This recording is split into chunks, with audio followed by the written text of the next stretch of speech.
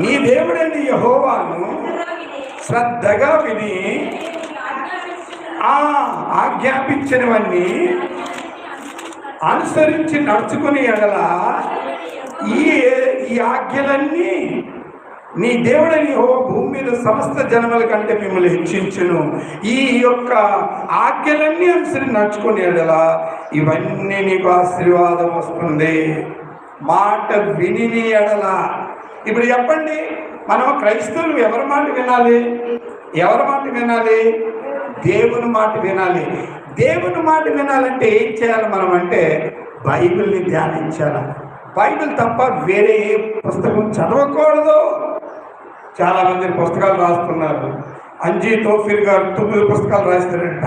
కూర్చొని చదవండి, చక్కగా రాత్రి పగులు చదవండి. ఆడలో ఉన్న తేడా ఉంది కదా, తేడా మైండ్ మీకు